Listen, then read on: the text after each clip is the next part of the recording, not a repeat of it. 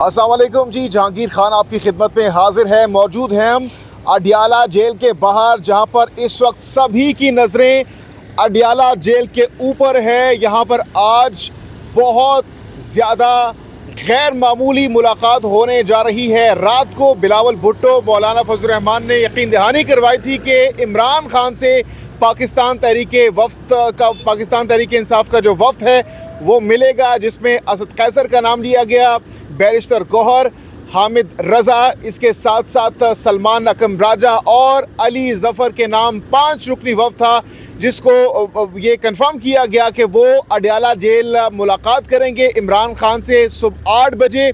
लेकिन 8 बजे सुबह जब हम यहाँ पर पहुँचे, मीडिया के नुमाइंदगान, मीडिया की DSNGs यहाँ पर पहुँची, तो कुछ ही लम्हों बाद ये ख़बर आई कि सलमान अकरम राजा को अलाउ नहीं किया गया, उनको परमिशन नहीं दी गई। दीगर जो अरकान हैं उनको अलाउ किया गया है, जिसके बाद हमने देखा कि शेख वकास अकरम की जानिब से ट्वीट किया गया और उनकी जानिब से बताया गया कि उन्होंने अली जो बैरिस्टर गौहर है उनसे बात हुई है, और बैरिस्टर गौहर ने बड़ा कैटेगोरिकली कहा है कि जब तक सलमान अकरम राजा को अलाउ नहीं किया जाता तो तब तक हम किसी किस्म की मुलाकात नहीं करेंगे। उसके बाद से हम देख रहे हैं कि सोशल मीडिया पर ये ख़बरें गर्दिश कर रही हैं कि शायद बैरिस्टर गौहर ने इस वजह से इनकार किया है कि अगर वो मिलते हैं सलमान अकरम राजा के बग़ैर तो हो सकता है कि उन पर इल्ज़ाम लगाया जाए कि वो कॉम्प्रोमाइज़्ड हैं, क्योंकि ऑलरेडी काफ़ी ज़्यादा उन पर तनकीद हो रही है जो पाकिस्तान तहरीक इंसाफ की क़यादत है।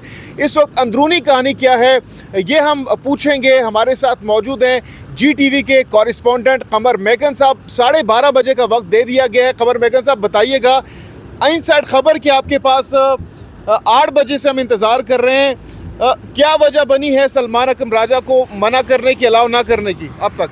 देखिए, बहुत शुक्रिया जहांगीर साहब। इसका ना एक पस मंज़र है। पिछली जो मुलाकात हुई थी 3 अक्टूबर से पहले, उस मुलाकात के अंदर आज़म सवाती साहब इमरान खान साहब से मिले थे, और तब आपको याद होगा कि D चौक वाला जो एहतजाज था वो कॉल ऑफ कर दिया गया था, और उससे पहले इमरान खान ने कहा था कि जब तक एहतजाज मैं ना कहूँ आपने कॉल ऑफ नहीं करना है। तो उस वक़्त जो आज़म सवाती साहब की मैं ज़रूर ये कहूँगा कि काफ़ी सख्त जुमले इमरान खान साहब ने जो मौजूदा क़यादत है उस हवाले से बोले थे। अब 3 अक्टूबर के बाद से लेकर अभी तक जो तमाम इवेंट्स हुए हैं ना, जिसमें अली अमीन गंडापुर का एहतजाज भी शामिल है, जो G चौक वाला था उसे भी कॉल ऑफ कर दिया गया था बाद में, उन तमाम इवेंट्स के जो सवालों जवाब है ना वो भी आज होने हैं।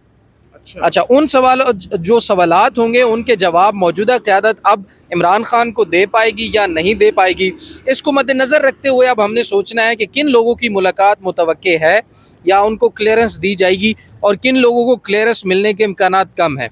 मुझे लगता है बैरिस्टर सलमान अकरम राजा और साहबजादा हामिद रज़ा दोनों को क्लियरेंस मिलने के इम्कानात ना होने के बराबर हैं। उसकी वजह यह है कि इस वक्त जो मिनिस्ट्री के साथ यानी मोहसिन नकवी साहब इस मुलाकात को अरेंज करवा रहे हैं, उनके साथ जो नाम शेयर किए गए तहरीक इंसाफ की तरफ से, उसमें असद कैसर, बैरिस्टर गौहर और उनके साथ बैरिस्टर अली ज़फ़र, इन तीनों के नामों पर क्लियरेंस जो है वो मिल चुकी है। लेकिन ताहाल बैरिस्टर सलमान अकरम राजा और साहबजादा हामिद रज़ा के नामों को अप्रूव नहीं किया गया। अभी तक उनकी मुलाकात इमरान खान से आज के दिन के लिए जो है वो उसके लिए क्लियरेंस जो है वो नहीं दी जा रही। तो इस पर शेख वकास अकरम ने कहा है कि जब तक हमारी तरफ से 5 रुकनी वफ़द के तमाम लोगों की इजाज़त नहीं हो जाती, हम में से कोई भी इमरान खान से मिलने नहीं जाएगा।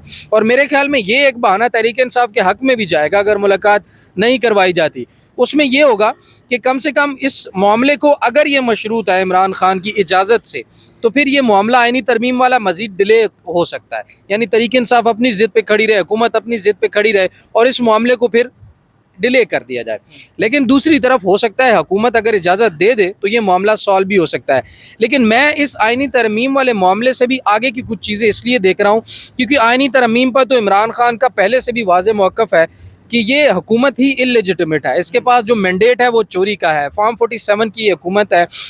इसके पास कोई जायज़ इखलाकी तौर पर, कानूनी तौर पर कोई वजह मौजूद ही नहीं कि ये बैठकर हुकूमत करे। दूसरा, आइनी तरमीम करना तो बात की बात है, इमरान खान साहब इसके पहले दिन से मुखालिफ है।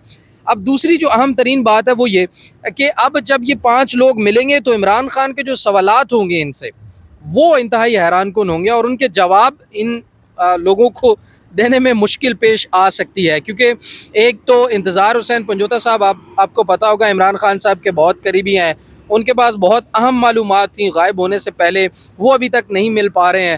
تو وہ جو تمام تر عمران خان کو اندر بیٹھے ہوئے اتنے پچھلے تقریباً 16 دنوں کی جو تمام تر ان کے اندر ایک سوالات کا پورا ذخیرہ جمع ہوا ہوگا، وہ موجودہ قیادت کے سامنے رکھا جائے گا. اور آئینی ترمیم کے اوپر اگر قیادت ملتی ہے، مشاورت ہوتی ہے، تو اس میں مجھے جو ذاتی طور پر لگتا ہے عمران خان اس کے اوپر رضامند کسی صورت بھی نہیں ہوں گے. اچھا قمر، آپ نے بڑی امپورٹنٹ بات کی کہ خان صاحب پہلے دن سے اس اسمبلی کو انلیجیٹمیٹ اور غیر قانونی سمجھتے ہیں، تو جو مولانا صاحب کی کاوشیں ہیں وہ پھر دھری کی دھری رہ جائیں گی. پھر وہ کس طرف جائیں گے اگر خان صاحب آج کہہ دیتے ہیں کیٹیگوریکلی کہ بھئی آپ لوگوں نے کسی قسم کا ووٹنگ میں شامل نہیں ہونا؟ دیکھیے، ملاقات جو مولانا صاحب کی آپ بات کر رہے ہیں، مولانا صاحب نے بڑی کوششیں کی ہیں، اور مولانا صاحب نے تحریک انصاف کو میرے ذرائع کے مطابق یہ گارنٹی بھی دی تھی کہ آپ حوصلہ رکھیں، یہ جو آئینی ترمیم ہو رہی ہیں یہ وہ والی آئینی ترمیم نہیں ہوگی جو حکومت اصل میں کرنا چاہتی ہے. ہم ان آئینی ترمیم کی جو اصل خد و خال ہیں اس سے نکال کے جو عوامی اور جو جمہوری ترامیم ہیں، یا جن کا فائدہ عوام کو یا جمہور کو ہونا ہے، اس طریقے کی جو ترامیم ہے وہ لے کر آئیں گے. اور آپ نے پھر دیکھا بھی کہ 4 مسودے تبدیل ہوئے، اور پھر اس کے بعد اب یہ مسودہ رات کو جو فائنل ہوا.